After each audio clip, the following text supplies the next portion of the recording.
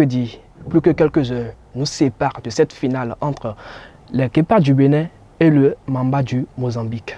Mesdames et messieurs, bonjour et bienvenue dans votre émission BL Sport.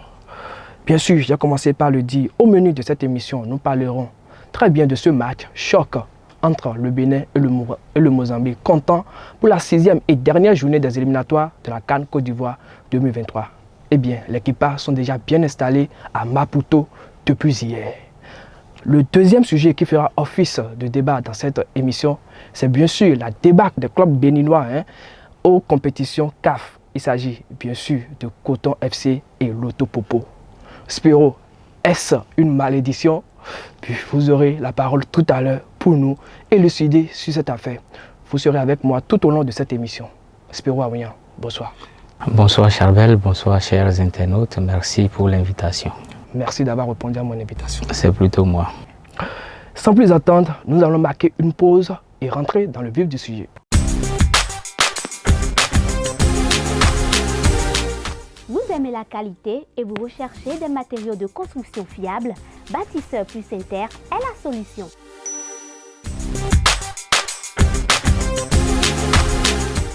Bâtisseur plus Inter importe tout ce dont vous avez besoin en carrelage, en luminaire, en sanitaire, en robinetterie, en ameublement et en plomberie.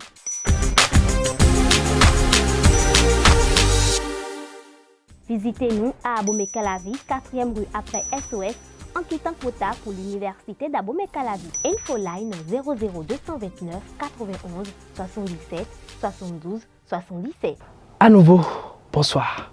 On ne cessera jamais de le dire, le Bénin est à un pas d'une qualification pour une Coupe d'Afrique des Nations depuis 2019.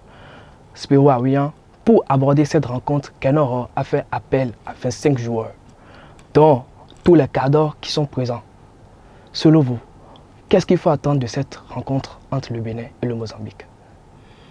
Bon, vous savez, ce match que tout le monde appelle une finale est un match qui va livrer son verdict qu'à la fin du coup de sifflet final de l'arbitre de ce match-là. Et je pense que tous les Béninois, comme vous d'ailleurs, vous êtes en attente d'un bon résultat. Et aujourd'hui, il n'y a pas de calcul à faire, c'est une victoire. Si ce n'est pas une victoire, c'est que nous faisons nos valises et nous allons penser à l'objectif pour lequel ROA a été signé, c'est les éliminatoires de la Coupe du Monde. Donc, par rapport à ce match, je n'ai pas envie de rentrer dans les tréfonds, parce que quand vous prenez ce match, c'est un match piège. Un match piège dans le sens où nous avons été battus sur nos propres installations par cette équipe mozambicaine. Ça, c'était au match aller. Historiquement parlant, nous n'avons jamais battu le Mozambique. Parce qu'à une CAN, nous avions fait 2-2. C'était au temps de Djidonou. Aujourd'hui, le Bénin a son destin dans les mains d'une autre équipe. Qu'est-ce qu'il faut faire? Il faut juste se patienter, les laisser jouer, parce qu'ils sont en train de chercher une qualification. Eux aussi, ils ont plus la pression que le Bénin. Donc, ils vont sortir forcément jouer.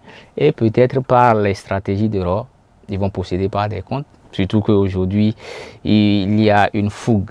Je parle des jeunes, je veux parler de Dodo, je veux parler de Imran Hassan, je veux parler de Corsi Rodrigue et de ces anciens qui sont aussi là. Donc, ces anciens n'ont pas envie de laisser une mauvaise image avant d'aller à la retraite internationale. Et ces jeunes-là ont envie de démontrer à la face du monde, surtout au Bénin, qu'ils sont capables de le faire. Alors, je pense que c'est un match ouvert et chacun va pouvoir jouer sa partition. Spiro, ce n'est pas anodin, mais il faut le dire. On sait que la qualification du Bénin à l'extérieur, on sait tout ce que ça donne. On se souvient tous du cas du Mali en 2016 où c'était un véritable naufrage. Depuis, c'est difficile de voir le Bénin se qualifier à l'extérieur. Aujourd'hui, le Bénin ira chercher sa qualification à Maputo. On peut éviter cela, mais quand on sait qu'il y a une malédiction, je le dis simplement comme ça, qui suit l'équipe nationale du Bénin à l'extérieur, est-ce que vous pensez qu'il y a une petite chance pour les Guépards? Je n'appellerai pas ça malédiction, je dirais qu'il y a une mauvaise gestion du timing de nos matchs. Je donne un exemple. En RDC, on n'a pas été attentif. Professionnellement parlant, on n'a pas été attentif. Il n'y a que, si je me souviens, à moins que je dise de n'importe quoi, je me souviens que ce sont des journalistes qui ont révélé le fait que le changement a été fait dans un autre temps. Voilà. Ça voudrait dire que, et membre de la Fédé, et membre du ministère, et membre des encadrements techniques, même le capitaine Khaled Adeno en ce moment, n'ont pas cette notion de règlement. En plus, Voyez. c'était encore trop tard quand Et ils ont voilà. sont venus. Maintenant, cette fois-ci, il y a une maturité, il y a un suivi. Et ce suivi-là, nous l'avions constaté par rapport au match du Rwanda. On est d'accord? Donc aujourd'hui, tout le monde est aux aguets. Tout le monde veut. D'abord, il y a la volonté qui s'y trouve. Et je pense que de cette volonté, maintenant, nous allons pouvoir régler ces genres de soucis-là. Mais il faut dire, à l'extérieur, on s'est qualifié à l'extérieur une fois. C'était à l'épopée de Tchomogo en Sierra Leone. Mais pourquoi ne pas nous qualifier cette fois-ci? C'est possible. Il faut y rêver avant d'aller. Il n'y a que l'action, le rêve plus l'action qui donne le résultat. Nous sommes en train de rêver. Il faut maintenant sur le terrain poser des actes concrets, jouer librement surtout pour pouvoir prendre les 3 points. C'est possible, mais pour que cela devienne vraiment, effectivement possible, il faudrait forcément le soutien de tout le peuple béninois et le soutien des supporters béninois. En parlant des supporters béninois, ils attendent vraiment grand de ce match et surtout de Guépards et de Guénoro. Nous avons promené notre micro dans la ville de Cotonou pour recueillir les avis de quelques supporters. Je vous invite à suivre. Les propos sont recueillis par Justin Vignon-Dadé. La majorité des joueurs est déjà là, près d'une vingtaine, et on voit qu'il a du sérieux dans le travail. Et je pense que la victoire serait de notre côté s'ils jouent vraiment compte tenu de leurs valeurs intrinsèques et puis accompagné de la détermination, puisque c'est ça la clé du match. Je crois bien que nous avons une chance. Et au vu de la jeunesse de notre équipe, à 80%, c'est une équipe remaniée, une équipe jeune et qui est en marge de progression depuis l'arrivée du nouvel entraîneur de Guénet Roy. Nous avons vu que l'équipe a progressé du point de vue tactique, technique et physique et de rendement physique. Par rapport à la séance que je viens de voir tout à l'heure cet après-midi, nos joueurs sont en forme, même s'il y a encore 3 qui sont absents, qui n'ont pas encore rejoint le groupe. Et avec ce que je vois, je pense qu'on a encore une chance et que le samedi, par la grâce de Dieu, Inch'Allah, on va aller faire des merveilles de l'autre côté de Mozambique. Nous avons une chance parce que nous-mêmes, nous savons ce qui nous attend.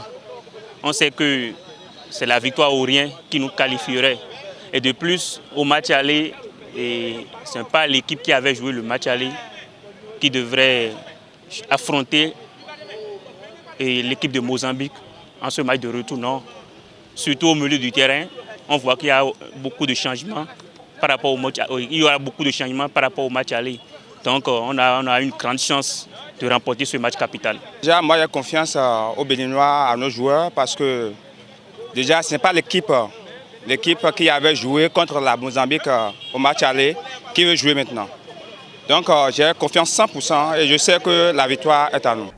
Spiro, à l'instar Justin Vignon-Dadé qui était de l'autre côté du stade général Mathieu Kérékou où les Guépards ont effectué 3 séances d'entraînement avant de s'envoler pour Maputo le jeudi dernier. Vous avez suivi avec moi que les supporters sont quand même motivés. Ils attendent vraiment grand de ce match. Les Guépards sans Khaled Adeno, mais avec Cédric Koundoji qui est de retour et une fraîcheur de la jeunesse au milieu de terrain, en l'occurrence avec Todo Doku Junior là étant Imouran Hassan ou encore Ceci d'Almeida, sans Stéphane Sessegnon qui va certainement faire les 10 dernières minutes ou les 20 dernières minutes de cette rencontre. Comment voyez-vous Guénoro aborder ce match? Comme je l'ai dit, il faut aborder ce match dans toute une grande sérénité. Pas de panique. Je ne vois pas. Aujourd'hui, il y a une chose. Vous allez constater que sur la toile, il est dit que le Mozambique a reçu une grande promesse. Ils ont des millions à prendre s'ils se qualifiaient. Oui. Vous savez, dans ce je l'ai dit, et soyons sincères, dans ce contexte, c'est le Mozambique qui a toute la pression du monde. Parce qu'ils ne voudront pas perdre devant leur public. Et alors, nous, on a perdu devant notre public. Pourquoi ne pas gagner là-bas? Maintenant, je l'ai dit tantôt, la fougue de la jeunesse, entourée des grands qui sont là, doit être consciente de ce que nous ne jouons pas un match de, je ne sais quoi, un match de formalité.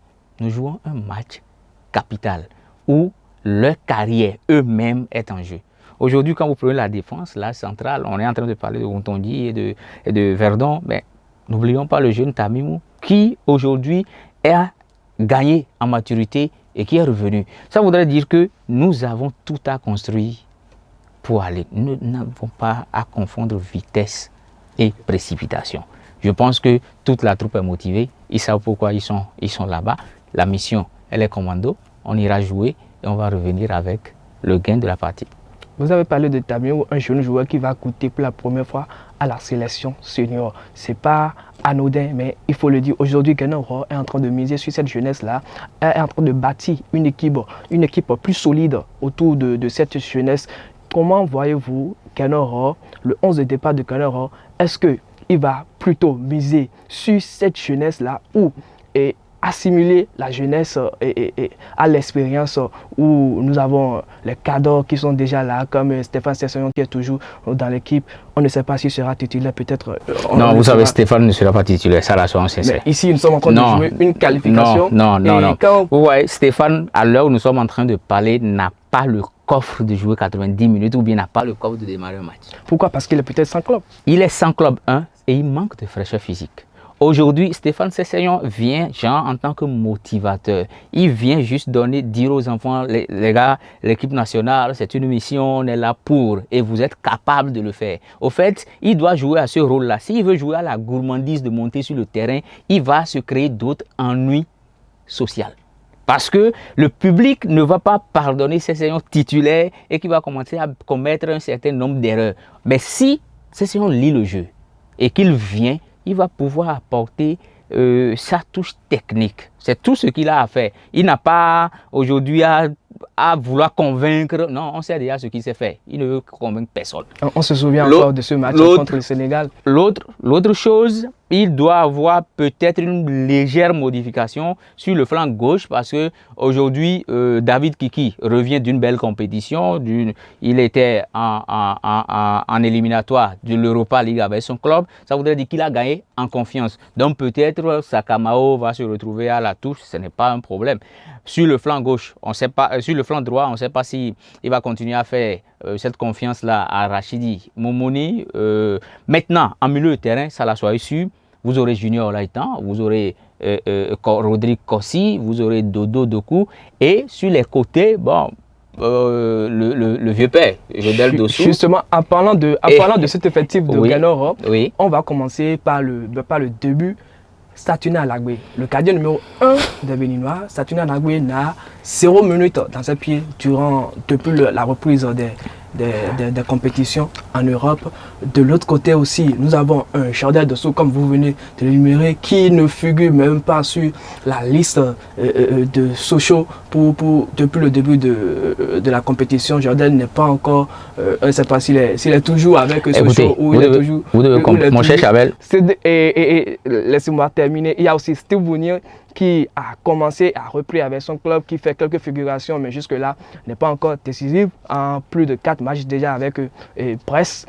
Et aussi Tossia Yegoun, celui-là à qui on a confié le côté droit de l'attaque béninoise, qui malheureusement, ou je ne sais pas, coup du destin, est revenu de blessure. Il a disputé ses premières minutes avec Lorient, mais il s'est fait encore mal et ne sera pas de la partie. Comment voyez-vous, avec tous ces paramètres-là, une équipe béninoise solide face à une équipe mozambicaine qu'on rappelle a battu le Bénin ici à domicile? Ceux qui ont été convoqués sont-ils des joueurs? La réponse est oui. Pourront-ils monter sur le terrain et défendre les couleurs nationales? La réponse c'est oui. C'est à eux. Ils ont leur vie professionnelle à jouer. Jodel Dossou, moi, vous savez, c'est pas que je ne compte pas sur lui. Mais Jodel Dossou, pour moi, c'est juste une figuration. C'est quelqu'un qui a déjà montrer de quoi il est capable, mais il lui a manqué de l'humilité. Ça là, je suis clair. Il lui a manqué de l'humilité. Jodel Dossou, la fougue de tout. Jodel Dossou, le chouchou, le numéro 20 des Béninois et qui... du coup, quand ce jeune homme a quitté la Ligue 2 pour la Ligue 1, bon, il a commencé, je ne sais pas, c'est la Champions League européenne, non. Il s'est créé aujourd'hui l'environnement dans lequel il est. Brest avec Mounier. Mounier, il faut reconnaître, si vous vous souvenez très bien, il y a eu des matchs ici où Mounier, il avait été interdit à Mounier de jouer un temps de jeu donné. Son club lui a permis de jouer que 15 minutes ou les 30 dernières minutes. C'était même récemment. Très bien. Ça voudrait dire qu'aujourd'hui, tous les clubs suivent leurs joueurs et il n'y a que ces joueurs-là eux-mêmes qui doivent donner le meilleur d'eux-mêmes parce qu'ils ont tous de la potentialité, ils ont tous des compétences nécessaires à faire valoir. Donc, ceux qui n'ont pas du temps de jeu, je ne sais pas, ils vont essayer, s'ils sont titulaires, de donner le meilleur d'eux-mêmes. Maintenant, parlant de Saturnin Alagbe, je ne veux pas me prononcer là-dessus parce que ce n'est que l'entraîneur de gardien de but qui sait pourquoi Saturnin Alagbe est là et le reste, nous allons suivre.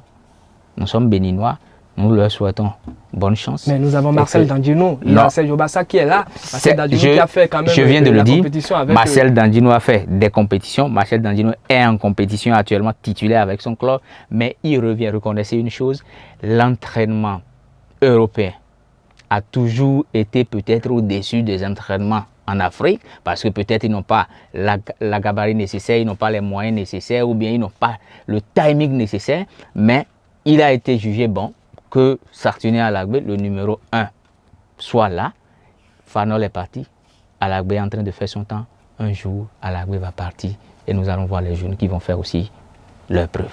Spero, vous avez vu cette équipe mozambicaine jouer contre le Bénin ici à domicile. Un match qui s'est sorti sur le score de 1 but à 0, un but que les Béninois pouvaient quand même éviter. Nous avons vu ce même Mozambique aller titiller les autres équipes comme le Sénégal où difficilement le Sénégal a pu gagner 1-0 au match retour. Le Mozambique a battu le Rwanda 2-0, il a fait match nul au match aller. Comment voyez-vous cette équipe mozambicaine et quel visage cette équipe pourra présenter contre l'équipe béninoise? Les Mozambicains vont tout donner, ils vont tout jouer, ils vont même sortir leur langue s'il le faut. Et c'est pourquoi je disais tout à l'heure que laissons-les faire ce qu'ils doivent faire et nous profitons de leur faille. Qu'est-ce qui s'est passé ici? Ils ont juste profité d'une faille, d'un temps mort. Il y a une chose qui tue les équipes africaines. Non, je ne veux pas utiliser ce terme d'un entraîneur qui... bon, c'est juste une mauvaise communication. Il faut dire une chose, nous n'arrivons pas à identifier nos temps faibles et nos temps forts. Le but marqué face au Sénégal ici, c'était juste un court temps faible du Sénégal parce que le Sénégal voyait que bon, c'était une victoire acquise et tout le monde était en train de penser déjà au match face au Brésil. Un sursaut d'orgueil d'un petit a donné le but. Donc je pense qu'aujourd'hui, nous devons chaque fois apprendre de chercher à voir. Si vous voyez des clubs comme le Real marquer des buts à des minutes données, c'est parce qu'ils ont observé l'adversaire, ils se sont dit, bon tiens, à cette minute-là, on peut faire un certain nombre de pressing, on peut marquer un but en fraction de seconde, on peut encaisser aussi en fraction de seconde. Donc je dis, l'équipe mozambicaine va tout donner, vu qu'on leur a promis des millions, près de 3 et quelques millions, je ne sais pas.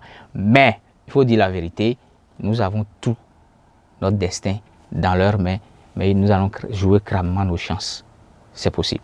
Spero, pour terminer cette page Kepa, il y a Kenoro qui a pour mission, il a fait savoir en conférence de presse que c'est de qualifier le Bénin pour la Coupe du Monde. Une Coupe du Monde qui est encore lointaine actuellement. Ce qui est en vue, c'est la CAN en Côte d'Ivoire. S'il advenait, je le dis, s'il advenait à ce que le Bénin n'arrive pas à se qualifier demain, est-ce un échec pour Kenoro? Non, du tout pas. Le contraire est clair. Parce que vous savez, je me dis pourquoi on a à chaque fois communiqué sur cette histoire de mon contrat est Coupe du Monde, mon contrat est Coupe du Monde. Écoutez, c'est lui-même qui l'a fait savoir. Oui, vous avez. Non, il faut dire c'est d'abord la fédération. C'est d'abord les informations qui ne sont pas venues. Lui-même, il a dit. Mais je dirais que Guénot est venu dans une mission de reconstitution de l'équipe béninoise. Parce que même un national ne peut pas le faire. Donc on peut s'en On foutre est de d'accord. cette canne qui est à côté. Je dis on peut s'en passer. Parce que tout le monde a vu, si n'eût été cette réserve portée contre le Rwanda, qui serait en train de parler d'une possible qualification. Qu'est-ce qui ne montre pas que jusqu'à l'heure là, c'est juste que ce point obtenu sur tapis vert n'est que le ressort d'une fausse piste où nous irons peut-être perdre encore au Mozambique. Ce qui est sûr, nous sommes des Béninois, nous ne pensons que positif. Il suffit aux écureuils, aux guépards, autant pour moi, aux guépards, de jouer crânement leur chance. Nous sommes des Béninois, on ne peut que penser positif. C'est sur cette chute de Spéro que nous allons clôturer cette page guépard. Il faut rappeler que le match entre le Bénin et le Mozambique est bien sûr pour ce samedi à 14 h. Donc tout le peuple béninois, tous les supporters béninois sont conviés à être derrière la vague jaune pour aller chercher cette qualification en terre mozambicaine. Nous allons prendre une courte pause et revenir pour le second sujet de cette émission.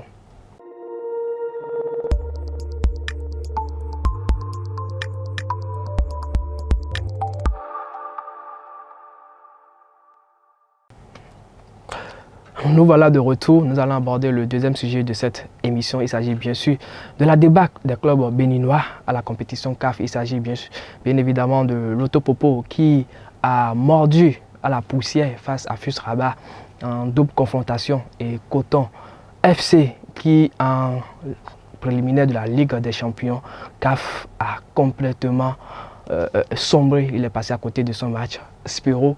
Aujourd'hui, ça devient une habitude. Nous l'avons constaté l'année dernière avec Coton et Buff. Cette fois-ci, c'est l'Autopopo et Coton qui n'ont pas réussi à gagner le mois de match, à prendre je sais pas, un seul point. Bon, Coton a pris un point, mais à prendre 3 points sur 4 confrontations. Est-ce une malédiction qui s'abat sur les clubs béninois où il y a Anguille sous roche? Non, mon cher Chabel, il faut comprendre une chose. Notre championnat a repris de Fort Bell il y a combien de temps? Nous jouons avec quel type de joueurs?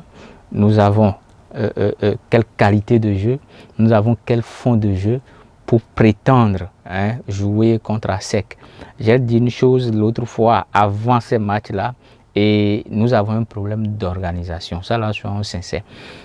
Vous ne pouvez pas vouloir jouer un match contre ASEC Mimosa et ne pas pouvoir jouer contre des clubs qui ont rendu des difficultés, qui ont rendu la vie difficile à ASEC. Vous ne pouvez pas vouloir jouer des clubs marocains et vous préparer contre des clubs ghanéens togolais. Je ne comprends pas. Excusez-moi de le dire comme ça. Il y a juste un problème d'organisation, un problème de feeling. Parce que si l'organisation bien axée, c'est vrai, l'auto a dépensé, Coton a dépensé, je suis d'accord, ils ont dépensé. Mais ils ont dépensé. Est-ce que la base, est-ce que l'objectif, même au fond du projet, c'est de se qualifier pour le second tour, c'est de passer le préliminaire? Si l'objectif n'est pas là, qu'est-ce que vous voulez? Parlant d'organisation et surtout de préparation, on prend le match entre l'Autopopo et FUS Rabat. On a vu comment la préparation côté l'Autopopo a été faite. D'abord, il y a ce phénomène-là où on observe chez les clubs béninois, après le championnat, pour aller disputer les compétitions CAF, on rafle tout simplement l'équipe qui est là et c'est peut-être une nouvelle équipe ou bien on dit de nouveaux joueurs qu'on va chercher pour aller jouer les compétitions. Et au finish, ça ne donne rien.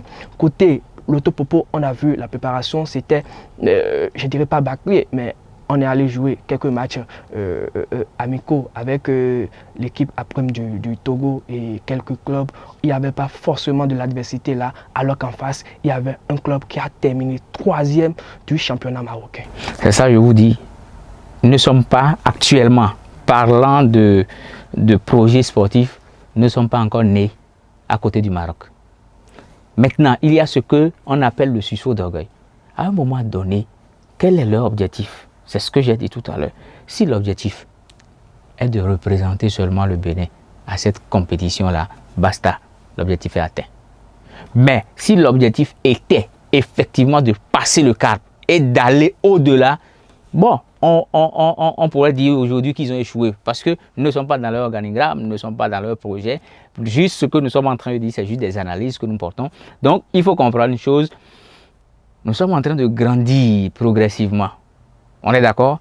Il faut peut-être une formation, des formations, dessus des formations. Il faut maintenant axer les objectifs. Il faut maintenant axer un projet sur le fond de jeu afin de pouvoir dire que bon. Sinon, quand vous voyez le jeu, le match de Lotto face aux Marocains, c'était beau. Il y avait du fond de jeu. Lotto, à un moment donné, Lotto a mis le pied sur le ballon. Mais il a manqué quoi? Il a manqué la vision vers le camp. Il a manqué de rares occasions. Parce que Lotto n'a pas eu beaucoup d'occasions. Ici, je suis sincère, je n'ai pas suivi le match parce que j'avais d'autres contraintes. Mais j'ai suivi le match coton à sec. Ici, il y a ce qu'on appelle la prise d'initiative. Vous savez, quand peut-être vous-même vous dites déjà à l'intérieur, excusez-moi de le dire en fond, mais quand c'est péoudien, vous allez à la guerre et vous tremblez avec le fusil. Vous aurez des balles perdues en pagaille. Parce que c'est devant vous, ça va vous prendre. Voilà le cas de Coton. Il n'y avait pas de prise d'initiative. Il n'y avait pas un joueur qui pouvait inquiéter une équipe d'ASEC qui n'a joué aucun match avant de venir rencontrer Coton. Et après le match de Coton, ces enfants de la Côte d'Ivoire sont rentrés en confiance. Qu'est-ce que vous allez dire? Vous allez me dire, on a joué, on a joué. Oui, on a joué. On a gagné.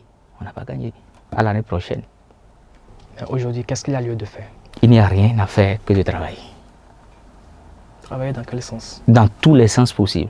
Quel type de joueurs nous avons? Est-ce que nous avons une relève? Est-ce que nous avons des réserves? Est-ce que nous avons des stagiaires que nous allons transformer après? Écoutez, j'ai toujours dit quelque chose qui fait marrer la plupart de mes joueurs qui sont avec moi. Je leur dis, vous êtes comme des souris expérimentales en SVT. Vous n'êtes rien d'autre que des cobayes. On se sert de vous actuellement. On vous pompe. Vous allez gagner des matchs, vous allez prendre des primes de match. Mais aucun d'entre vous ne peut effectivement voyager pour faire un test direct et réussi. C'est ça le véritable problème. C'est-à-dire quoi? On le dit en fait. C'est-à-dire, il est déjà vieux. Et aujourd'hui, un vieux de 40 ans peut se voir réduire son âge à 25 ans. Mais sur le terrain, il peut rien. Professionnellement parlant, il ne peut rien. Il ne peut rien, soyons sincères. C'est ce qui est en train de tuer. Donc, on prend des gens qui ont déjà fini physiquement parlant. On leur donne un autre tonus physique, mais ils n'arrivent pas à tenir devant les grandes équipes. Je pense que c'est ce point-là. C'est sur ce point-là que nous allons travailler. Il faut travailler sans cesse. Ne pas avoir peur de l'échec. Comme je l'ai dit, il ne faut pas avoir peur de l'échec. Nous avons échoué, c'est bon. Il faut continuer pour atteindre un jour l'objectif.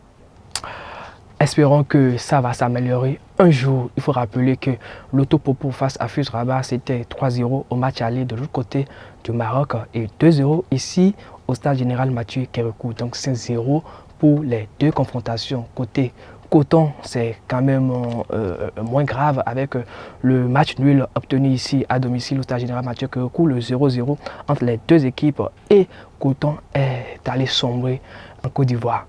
2-0 pour ASEC Mimosas qui obtient sa qualification pour le prochain tour de la Ligue des Champions CAF. Donc retenez tout simplement qu'il n'y aura pas de club béninois pour les compétitions CAF cette année, comme l'année dernière d'ailleurs. L'espoir, c'est que l'année prochaine, ça puisse s'améliorer, et ceci, ça passe par beaucoup de choses, par la formation, le championnat, le format du championnat. On ne cessera jamais d'en parler. Espérons que les choses vont s'améliorer, et dans cet espoir, nous allons prendre congé de vous pour peut-être revenir le vendredi prochain pour parler des guépards qui seront en compétition dès demain à 14 h au stade Maputo pour le compte de la 6e et dernière journée des éliminatoires de la CAN Côte d'Ivoire 2023. Amis sportifs de BLTV, nous sommes à la fin de cette émission. Merci d'être resté avec nous du début jusqu'à la fin, et à la prochaine pour un nouveau numéro.